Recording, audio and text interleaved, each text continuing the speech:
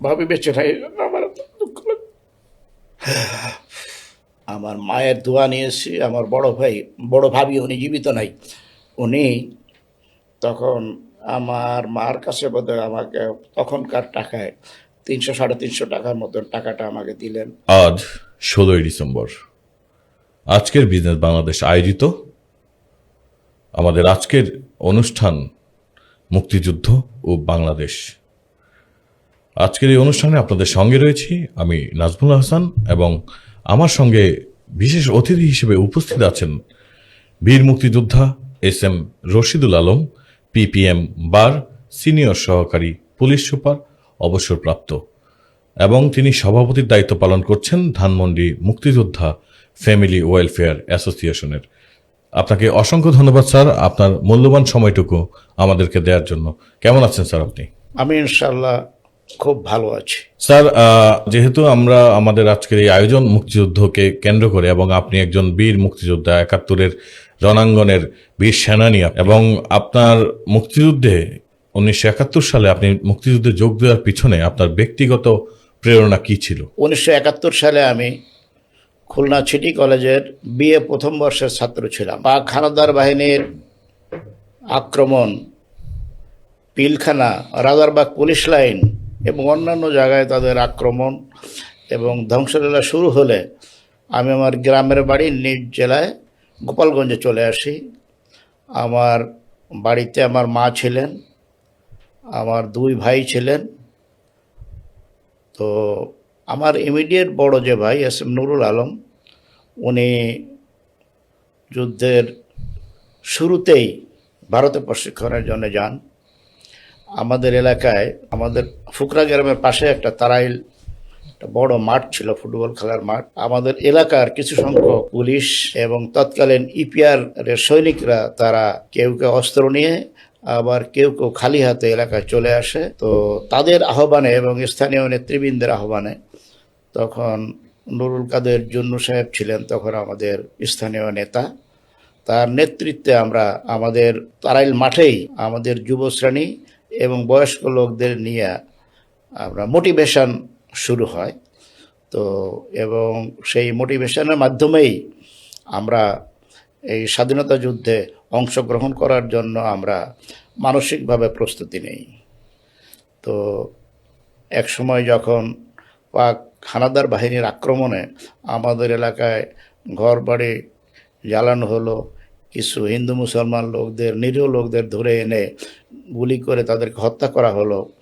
তো তখন স্বাভাবিকভাবেই আমরা এলাকা ছেড়ে আমরা একটু দূরে আমরা যে সেখানে আশ্রয় নেই এবং নিজেরা সংগঠিত হতে থাকি। আমার সাথে আমার চাচাতো ভাই আক্তার, আমার মামাতো ভাই মঞ্জু, আমার খালাতো ভাই ইকবাল এবং আমার বন্ধু অ্যাডভোকেট আব্দুল হালিম, তার সাথে ছিল লুৎফার মিয়া। আমরা সব 7 জন মিলে একত্রে আমরা ভারতে রওনা হই।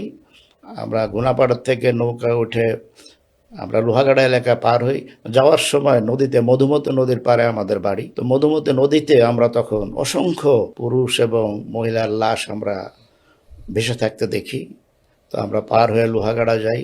লোহাগাড়ার আস্তে আস্তে আমরা যশোর জেলার ভিতর দিয়ে এটা 3 রাত 2 দিন আমাদের যেতে লাগছে ভারতের বর্ডারে। তো আমরা সেই অনেক শরণার্থীর সাথে কখনো তাদের জিনিস মাথায় করে, কাঁধে করে, তাদের পাশে অন্যভাবে আমরা একত্রে পার হই এবং যে আমরা ওই পেট্রাপোল বর্ডারে আমরা যে পৌঁছাই, তখন কোন এক সন্ধ্যাবেলা আমরা যে পৌঁছাই, সন্ধ্যা না, তখন হবে রাত 8টা 9টা। এই দিনগুলো ছিল মুক্তিযুদ্ধের প্রথম দিকের দিনগুলো, যে এটা দিনগুলোতে আপনারা সংগঠিত হয়েছিলেন এবং ট্রেনিং নেওয়া সহ এসব অভিজ্ঞতার দিনগুলো।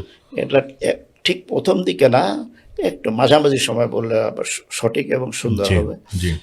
তো আমরা যে দেখি ওইখানে তখন ওই ভারতের ভিতরের গ্রাম বা হাট, হাট শেষ হয়ে গেছে। ওদের ওখানে নিয়ম ছিল সন্ধ্যার পরে হাট বসতো।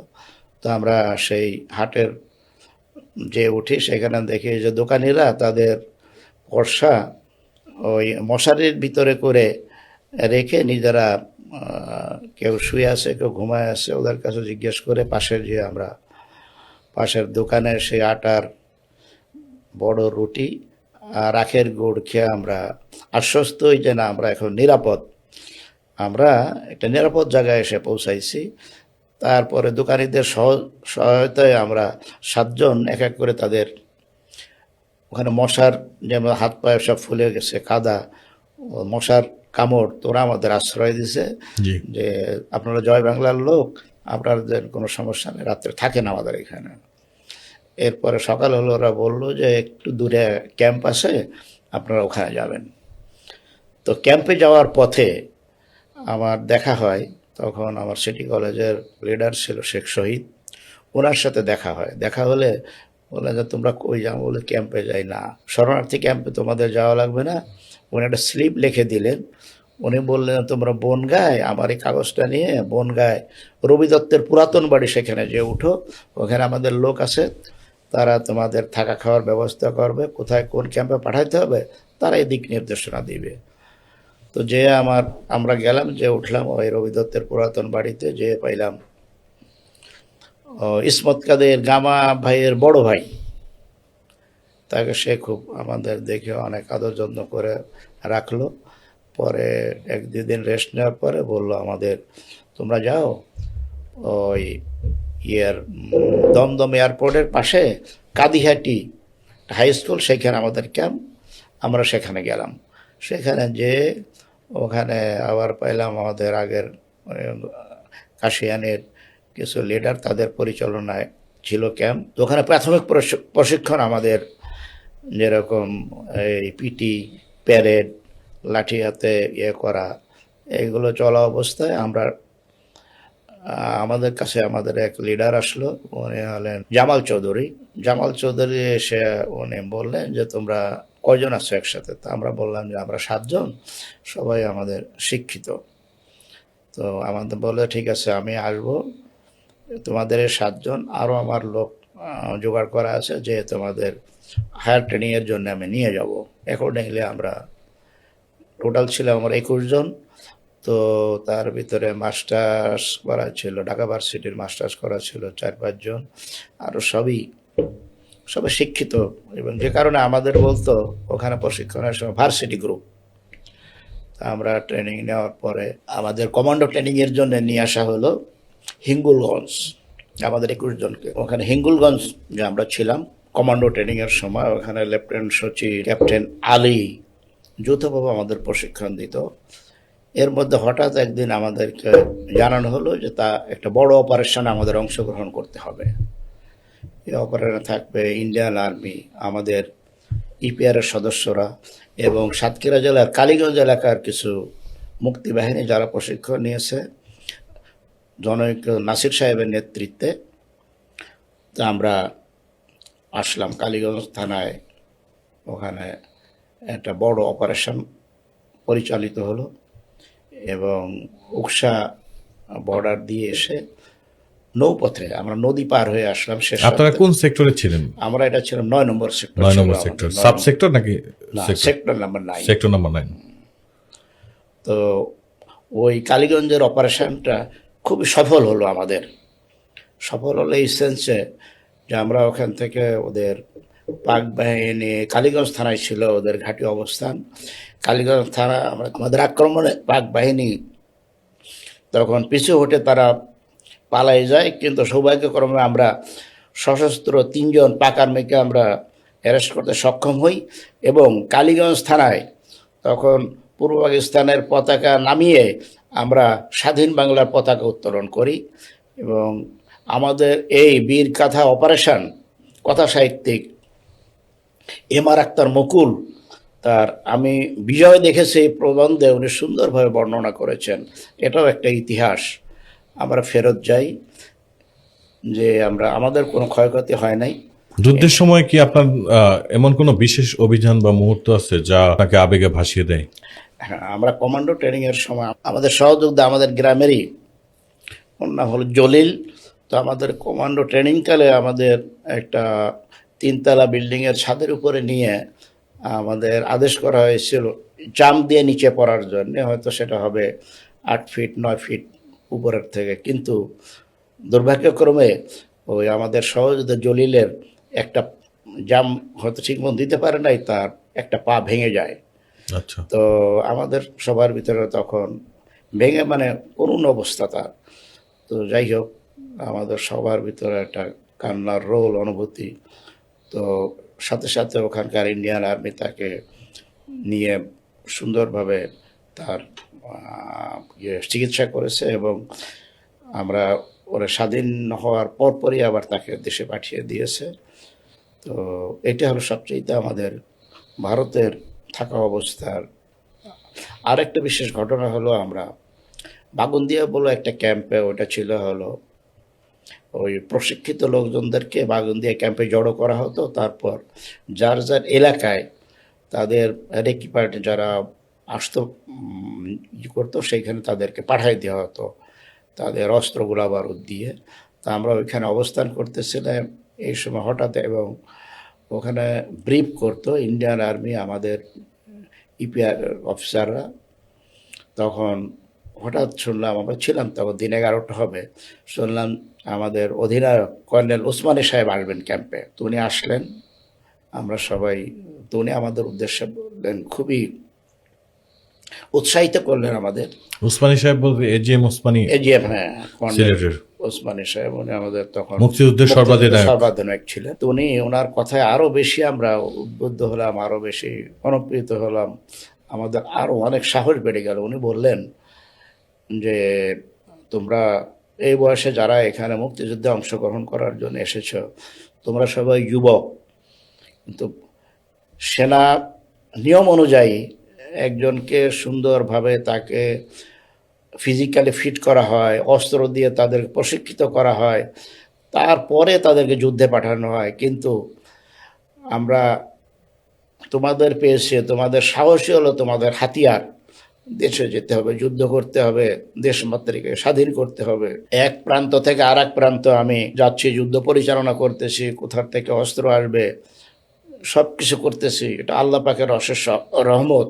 এবং তোমরা এখানে সারা বাংলাদেশের মানুষের যে তাদের যে সমর্থন, তাদের মনের জোর, এটাই হলো আমাদের বড় শক্তি।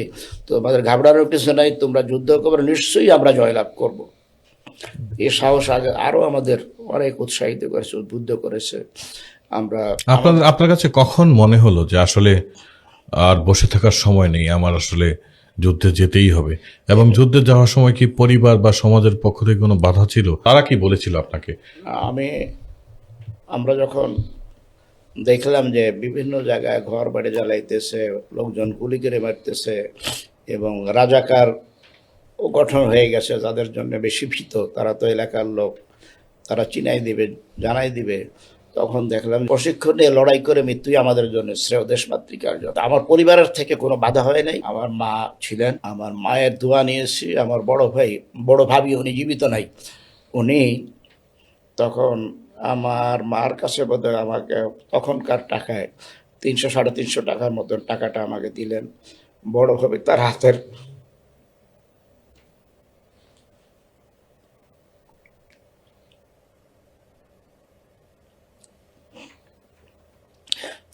আংটি, সোনার আংটি, সোনার আংটি,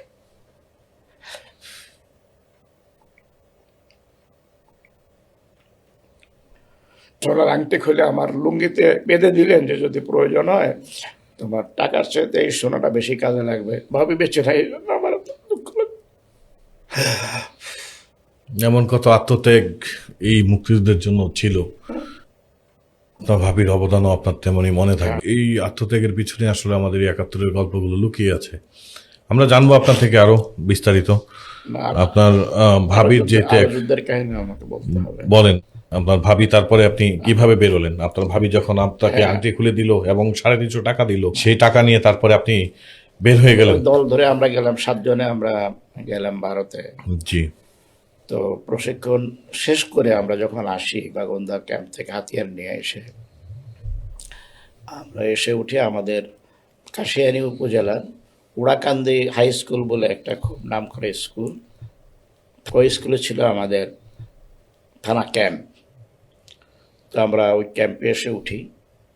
ওই ক্যাম্পের নেতৃত্বে ছিলেন তখন আমাদের নুরুল কাদের জন্য উনি ছিলেন এমপিএ, আর ডাক্তার এস এ মালেক উনি ছিলেন হলো গ্রেটার ফরিদপুরের সিভিল অ্যাডমিনিস্ট্রেটর। হুম। আমরা ওইখানে আসি। তো তখন আমাদের দুইটা যুদ্ধে আমাদের অংশগ্রহণ করতে হয়। একটা হলো আমাদের মধুমতি নদীর পাড়ে ফুকরা লঞ্চঘাট যুদ্ধ হয়। আমাদের অন্তত 10-12 জন মুক্তিযোদ্ধা ওইখানে মৃত্যুবরণ করে, শহীদ হন। শহীদ হন। আর আরেকটা যুদ্ধ আমরা করি, সেটা হলো ভাটিয়াপাড়া যুদ্ধ। ভাটিয়াপাড়াতে আর্মির খুব শক্ত ঘাঁটি ছিল, পাক আর্মি। হুম। তো দেশ 16ই ডিসেম্বর দেশ স্বাধীন হলেও, তো ভাটিয়াপাড়ার স্বাধীন হয়েছে 19 তারিখে স্বাধীন হয়েছে। 19শে ভাটিয়াপাড়া ডিসেম্বর। আর্মিদের গ্রেপ্তার করতে আমরা সক্ষম হই 19 তারিখে। ওইখানে শুধু মুক্তিযোদ্ধা না, ওখানে তখন সেনাবাহিনী, এয়ারফোর্স, তাদের আক্রমণ, ওখানে ভাটিয়াপাড়া যুদ্ধে আমাদের বেশ কয়েকজন সহযোদ্ধা শহীদ হয়েছে। তো এরপরে আমরা আবার ওড়াকান্দি ক্যাম্প যেখানে ছিল ওইখানে থেকে আমরা থাকা অবস্থায় দেশ স্বাধীন হলো। স্বাধীনতার পরে 2-3 দিন পরে একটা খুব খারাপ সংবাদ আসলো ক্যাম্পে, যে ওখানে সিঙ্গা সাতপাড় বলে একটা জায়গা আছে আমাদের কাছে, খুব মানে এখানে 100% হিন্দুদের বসবাস। ওইখানে কিছু শরণার্থীদের ফিরে আসার পরপরই রিভেঞ্জ নেওয়ার জন্য কিছু হিন্দু কমিউনিটির লোকজন অপচেষ্টা চালাচ্ছিল। তো একজন মুসলিম মেয়েকেও বিচ্যুতি করছে, এরকম শব্দ আসার পরে তারপরে সিদ্ধান্ত হলো যে তাহলে এখানে হিন্দু এলাকা শুরু আর মুসলমান এলাকা শেষ, হাতিয়াড়া বলে একটা জায়গা গোপাল কাশিয়ানী থানার ভিতরেই, ওইখানে একটা ক্যাম্প করতে হবে। তো যাই হোক, ওখানে ছিল আমাদের তো অনেক মুক্তিযোদ্ধা ছিল অনেক। তো এখানে আমাদের যিনি কমান্ডার জন্য ভাই অনেকেই দাবি করলো যাইতে চাইলেও উনি সবার কাছ থেকে বললো যে না, আমার ছোট ভাই রশিদুল আলম সেই যাবো ওই ক্যাম্পের ইনচার্জ হয়ে। ওখানে আমাদের 20 জন যোদ্ধাদের অস্ত্রসহ উনি নিজে যেয়ে ওইখানে মিটিং করে ক্যাম্প স্থাপন করে দিলেন। ওখানে 7 জন ছিল হলো হিন্দু যোদ্ধা, আর বাদ বাকি আমরা ওখানে ছিলাম। আমার নেতৃত্বে আমরা 1 মাস 5 দিন ওই ক্যাম্প আমরা পরিচালনা করি, যাতে কোনো রকম হিন্দু মুসলমানদের ভিতরে কোনো বিভেদ সৃষ্টি না হয়। যারা শরণার্থী হয়ে গেছিল তাদের সম্পত্তি যাতে সুন্দরভাবে তারা বুঝে বা ভোগ দখল করতে পারে, এই ব্যবস্থাটা আমরা করার পরে যখন ডাক আসলো, আমরা যে গোপালগঞ্জ মিলিশিয়া ক্যাম্পে আমরা অস্ত্রগুলা জমা দিয়ে আবার স্ব পেশায়, আমি ছাত্র ছিলাম, আমি ছাত্র জীবনে ফিরে যাই।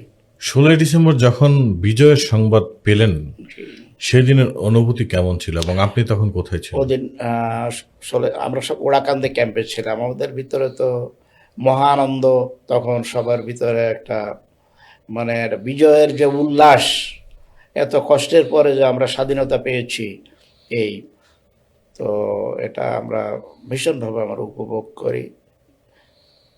তো এই কথা তো কাকে কাকে হারিয়েছিলেন এই মুক্তিযুদ্ধে? মুক্তিযুদ্ধে পরিবারের সদস্য কিংবা সবচেয়ে যুদ্ধে আপনার সহযোদ্ধা যারা ছিল, এরকম কোন স্মৃতি? ওই যুদ্ধকালীন সময় আমাদের ফুকরা লঞ্চ ঘাটে যারা ছিল, আমাদের গ্রামের আকবর খুব খুব সাহসী, ওই পিয়ারের চাকরি করত। তারপরে সর্দার মোশাররফ হোসেন, উনি পুলিশের চাকরি করতেন। অনেক 10-12 জন আমরা সৈনিক ফুকরার লঞ্চ ঘাটের যুদ্ধে আমরা হারাই।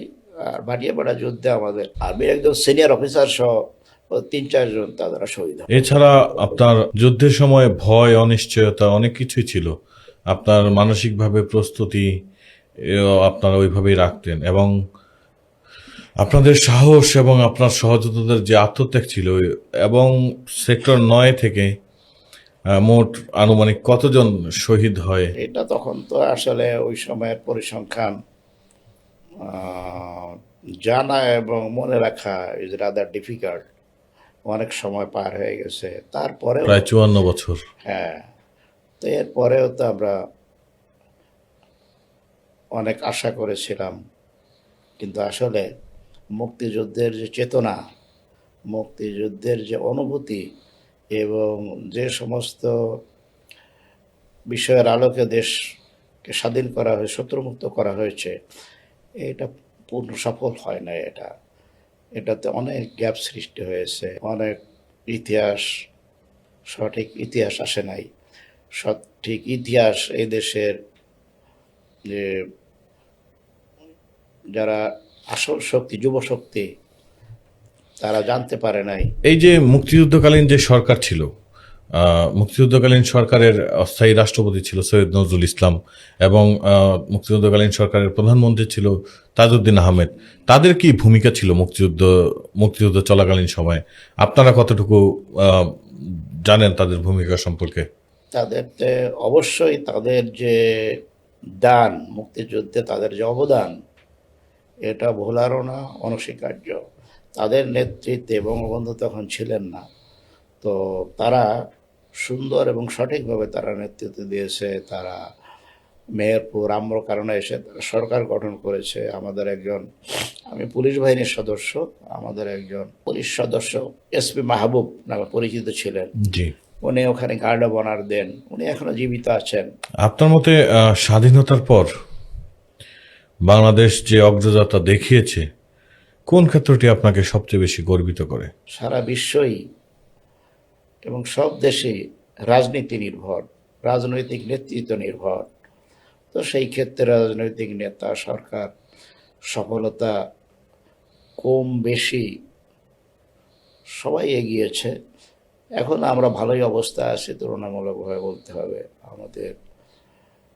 আমাদের রাস্তাঘাট, আমাদের যানবাহন, আমাদের শিক্ষা, তো সবই তো সামনের দিকে এগোচ্ছে। এটাকে আরো অনেক বেশি।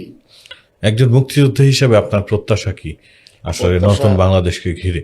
যুব শক্তিকে সৎ এবং সুশিক্ষিত হতে হবে, তাদের ভিতরে দুর্নীতি মুক্ত হতে হবে এবং ভালো লোক যারা, তাদেরকে সুন্দরভাবে বিভিন্ন ক্ষেত্রে, যেমন বিচার ব্যবস্থা, প্রশাসন, পুলিশ বাহিনী, সেনাবাহিনী, সব ক্ষেত্রে যোগ্য লোকদের নিয়ে আসতে হবে, যাতে সুন্দরভাবে নেতৃত্ব দিয়ে তারা দেশকে ভালোবেসে,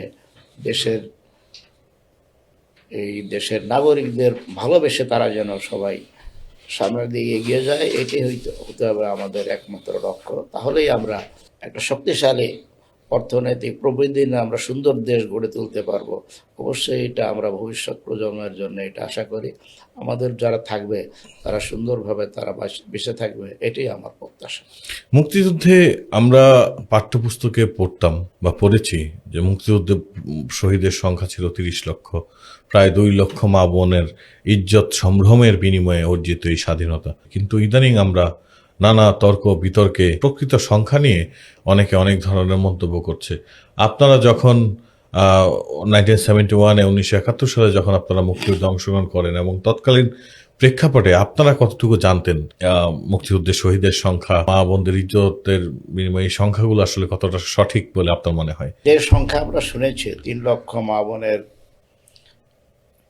সম্ভ্রমহানি, 30 লক্ষ লোকের শহীদ, দীর্ঘদিন ধরে এটাই আমরা জেনে আসছি, শুনে আসছি।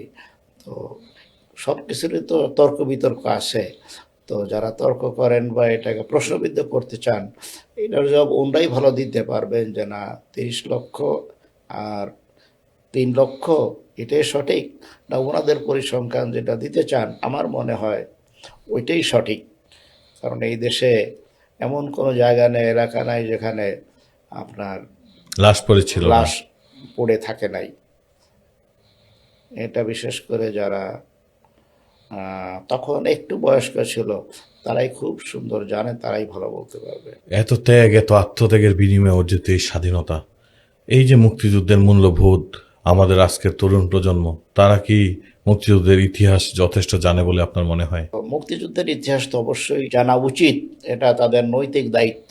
এখন তাদের কাছে সঠিক ইতিহাস আসে না বিকৃত ইতিহাস আসে, তো তারা কোনটা বাছাই করে নেবে এটা আমার জানা। তো সঠিক ইতিহাসটা অবশ্যই শিক্ষিত সমাজ, যুব সমাজকে জানতে হবে এবং এই চেতনাকে সামনে রেখেই তাদের আগাইতে হবে, তাহলে দেশটা সুন্দর হবে, সুন্দরভাবে আগাইতে পারবে। আমরা প্রায় অনুষ্ঠানের শেষের দিকে চলে এসেছি। আসলে যতই শুনতে চাইবো আসলে মুক্তিযুদ্ধের এই গল্প কথা সবকিছু আসলে শেষ হবে না, আমরা যতই শুনি না কেন। ব্যক্তিগত জীবনে মুক্তিযুদ্ধ আপনার চরিত্র, মূল্যবোধ ও পেশাগত জীবনে কি প্রভাব ফেলেছে, এবং আজকের দিনে স্বাধীনতার 54 বছর পর আপনার সবচেয়ে বড় আশা ও স্বপ্ন কি বাংলাদেশের জন্য? 1971 সালের স্বাধীনতা যুদ্ধের পরে আবার আমার ছাত্র জীবনে ফিরে যাই। আমি পড়াশোনাতে আত্মনিয়োগ করি। আমি বিএ পাশ করি। আমি ল পাস করতে পারি নাই। ফার্স্ট পার্ট পাস করার পরেই আমি এই পুলিশের চাকরিতে ঢুকি। সাব ইন্সপেক্টর অফ পুলিশের চাকরিতে ঢুকি 1977 সালে। আমি পুলিশ একাডেমির সারদায় প্রশিক্ষণ নিয়েছি 1 বছর। তো সারা বাংলাদেশের যত আমাদের আউটসাইড ক্যাডেট বলে তাদের, তো এই আউটসাইড ক্যাডেটদের ভিতরে আমি বেস্ট অলরাউন্ড ক্যাডেট হিসেবে আমি স্বর্ণপদক লাভ করি। চাকরি জীবনে আমি আমি আমি মনে করি আমি পেশাদারিত্ব এবং আমার কর্তব্যপরায়ণতা, ন্যায়নিষ্ঠতার সাথে আমি চাকরি জীবন শেষ করেছি। 2009 সালে আমি সিনিয়র এএসপি হিসেবে অবসরে আসছি। তো আমার চাকরি জীবনে কোথাও কোনো সমস্যা হয় নাই। পুলিশ বাহিনীর সদস্য হিসেবে আইন জানা এবং আইনের সুন্দর প্রয়োগ, আইন ডাইনাতে রেখে যদি কেউ চাকরি করে তার জন্য কোনো সমস্যা হয় না। আমি বাংলাদেশের অনেক বড় বড় থানায় চাকরি করছি। মোংলা পোর্টে আমি 2 টার্মে 5.5 বছর চাকরি করছি। আমি নওগাঁ সদর জেলায় ওসি ছিলাম, মুন্সিগঞ্জ সদর ওসি ছিলাম, সবুজবাগ থানায় ওসি ছিলাম। তো ওসি যদি একজন অফিসার ইনচার্জ, উনি যদি তার দায়িত্ব কর্তব্য সম্পর্কে সম্পূর্ণভাবে আইন সিদ্ধভাবে ওয়াকেফ হলাম, তাহলে একটা থানা পরিচালনা করা, জনগণের সাথে মিশে জনগণের সেবক, জনগণের বন্ধু হিসেবে, আস্থাশীল হিসেবে থাকা, এটা খুব একটা কঠিন কাজ না বলে আমি মনে করি। এবং আমার জীবনে এটা বাস্তবে এটার প্রমাণ পেয়েছি এবং আমি সফলতার সাথে আমার চাকরি জীবন শেষ করেছি। অসংখ্য ধন্যবাদ স্যার আপনাকে। আপনার জীবন থেকে আমরা কি শিক্ষা নিতে পারি যদি আমাদেরকে গুরুত্বপূর্ণ পরামর্শ দিতেন? আপনাদের জন্য, সকলের জন্য আমার পরামর্শ হলো এই: আমরা যেখানে যে সেক্টরে কাজ করি, সবাই নিষ্ঠার সাথে, সততার সাথে, ত্যাগের সাথে যদি আমরা আমাদের দায়িত্ব কর্তব্য সুন্দরভাবে পালন করতে পারি, তাহলে আমাদের পারিবারিক জীবন সুন্দর হবে, আমাদের সামাজিক জীবন সুন্দর হবে। আমরা দেশকে একটা শক্তিশালী, সুন্দর, সোনার বাংলা হিসেবে আমরা গড়ে তুলতে পারবো। এই দৃঢ় আস্থা এবং বিশ্বাস আমার ভিতরে আছে। আমি দৃঢ়ভাবে লালন করি এবং আমার পরামর্শ থাকবে এই দেশের নাগরিক হিসেবে সবাইকে এই আদর্শ নিয়ে সামনে এগোনো। ধন্যবাদ আপনাকে। অসংখ্য ধন্যবাদ স্যার আপনাকে। দর্শক, আমরা প্রায় অনুষ্ঠানের শেষ পর্যায়ে রয়েছি। আজকের বিজনেস বাংলাদেশ আয়োজিত মুক্তিযুদ্ধ বাংলাদেশ অনুষ্ঠান স্থানে আমাদের সম্মানিত অতিথি বীর মুক্তিযোদ্ধা এস.এম. রশিদুল আলম স্যারের থেকে ওনার মুক্তিযুদ্ধের ইতিহাসটুকু আমরা জানার চেষ্টা করেছি। আজ 16ই ডিসেম্বর, এই বিজয় দিবসের দিনে জাতির উদ্দেশ্যে, বাংলাদেশের বর্তমান তরুণ প্রজন্মের উদ্দেশ্যে তিনি অনেক মূল্যবান কথা বলেছেন। আমরা চেষ্টা করব আমাদের সঠিক প্রকৃত মুক্তিযুদ্ধের ইতিহাস জানার জন্য এবং দেশপ্রেমকে আমাদের ভিতরে লালন করার জন্য। স্যার, আপনাকে অসংখ্য ধন্যবাদ আপনার মূল্যবান সময়টুকু আমাদের স্টুডিওতে দেওয়ার জন্য। তার জন্য আমরা কৃতজ্ঞতা প্রকাশ করছি। আমার পক্ষ থেকে, ব্যক্তিগত আমার পক্ষ থেকে আপনি এবং আপনার সহযোগী যারা, সবাইকে আমার আন্তরিক ধন্যবাদ। এবং আমরা সবাই সুন্দরভাবে কাজ করলে সফল হব, এই আশাবাদ ব্যক্ত করেই আমি শেষ করছি। আল্লাহ হাফেজ। জি, ধন্যবাদ সবাইকে। দর্শক, আমরা আজকের মতো আমাদের স্টুডিও থেকে বিদায় নিচ্ছি। সকলে ভালো থাকবেন, সুস্থ থাকবেন। বিজয় দিবসের শুভেচ্ছা সকলকে। ধন্যবাদ। আসসালামু আলাইকুম।